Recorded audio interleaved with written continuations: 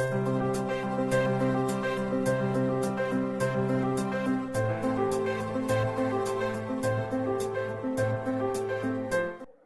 Everyone, I am Shreya Pandey. मैंने इस साल 12th में 90.6% प्राप्त किया है। मेरा गोरखपुर डिस्ट्रिक्ट में 3rd रैंक है। तो 3rd रैंक आने के बाद अभी आपको कैसा महसूस हो रहा है? अच्छा लग रहा है सर। कहीं कशिश है कि 2nd आना चाहिए था, 1st आना चाहिए था? हाँ सर, मेहनत तो फर्स्ट जितनी ही की थी, लेकिन 3rd रैंक भी कोई खराब नहीं है। थोड़ा और प्रयास हुआ होता तो थोड़ा और अच्छा होता। Yes sir. पर संतुष्टि के लिए गोरखपुर जिले में 3rd रैंक में आना वो भी एक बड़ी उपलब्धि है। हाँ सर। तो इसके लिए पहले मैं नवल्स मीडिया की तरफ से आपको बधाई दूंगा। पर इस उपलब्धि में कहाँ तक आप अपने इस नवल्स नेशनल एकेडमी के एजुकेशन को या यहाँ के टीचर्स को, यहाँ के प्रिंसिपल्स को कैसे श्रेय देना चाहेंगे?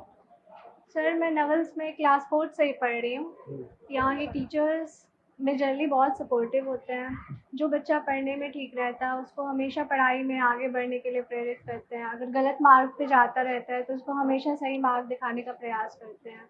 हमेशा ये कोशिश रहती है उनकी कि हर बच्चा पढ़ाई में अपना मन लगाए और सही मार्ग पे चल के एक उच्च जीवन में एक अच्छा लक्ष्य बनाकर उसकी तैयारी करे और सफलता प्राप्त करे। कितने घंटे पढ़ती थी? रोज का 3 से 4 घंटे तो रहता ही था। जिस दिन छुट्टियां रहती थी उस दिन 6 से 7 घंटा चला जाता था। घर वालों का सपोर्ट कैसा था? घर में सबका पढ़ाई के प्रति तो बहुत सपोर्ट रहता है। सब लोग चाहते हैं कि घर का बच्चा पढ़े। हमारे घर भी वही रहा।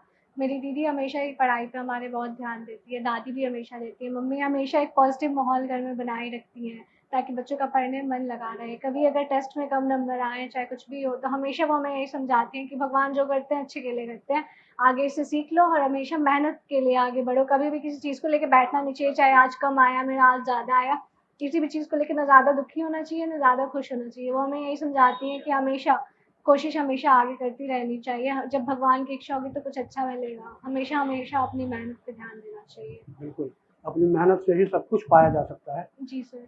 जो बच्चे जिन बच्चों का पढ़ने लिखने में मन नहीं लगता है और एक तरफ आप ये उपलब्धि हासिल करती हैं कि गोरखपुर जिले में 3rd रैंक आपका आता है, उन बच्चों के लिए क्या कहना चाहेंगे कि उनके जीवन में शिक्षा कितना अनिवार्य है, कितना महत्व रखता है?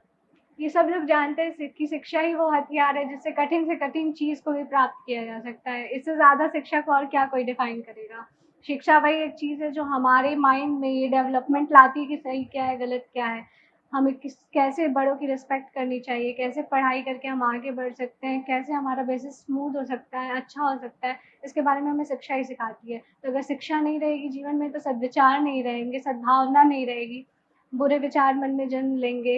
ये जो हमारा समाज है ये भ्रष्ट होता जाएगा और अलग-अलग बीमारियाँ, अलग-अलग कुरीतियाँ जन्म लेंगी। इसलिए शिक्षा का होना, बस डिग्री का पाना ज़रूरी नहीं है। अच्छी शिक्षा का मिलना हमारे जीवन में बहुत ज़्यादा ज़रूरी होता है, क्योंकि आखिर चल के नौकरी मिले ना मिले, अगर शिक्षा रहती है तो आदमी अपने स्वयं बल पे खड़ा होने के लायक रहता है। वो हमेशा अपनी शिक्षा के बलबूते आगे बढ़ता रहता है और सद्विचार और सही चीज़ों को अपने समाज में और बाकी के लोगों में स्प्रेड करता है।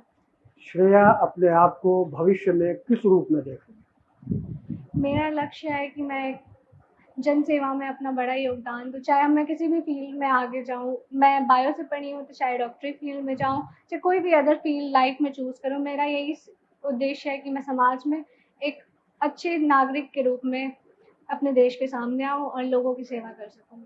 तो श्रेया, एक बार फिर आपको बहुत-बहुत बधाई, बहुत-बहुत शुभकामनाएँ जो आपने ये उपलब्धि हासिल की है। ढेर सारा आशीर्वाद आपको। नवल्स नेशनल एकेडमी ने आपको जो तराशा है, जैसा कि आपने बताया कि कक्षा 4 से आप यहाँ पढ़ रही हैं। Yes sir. और इस साल आप इंटर में थी। Yes sir. तो इस रूप को मैं चाहूँगा कि आने वाले जो और बच्चे हैं आपकी इस बात से प्रेरणा लें, वो भी पढ़ाई में अपने आप को अग्रसर करें। बहुत-बहुत बधाई, बहुत-बहुत शुभकामनाएँ। धन्यवाद सर।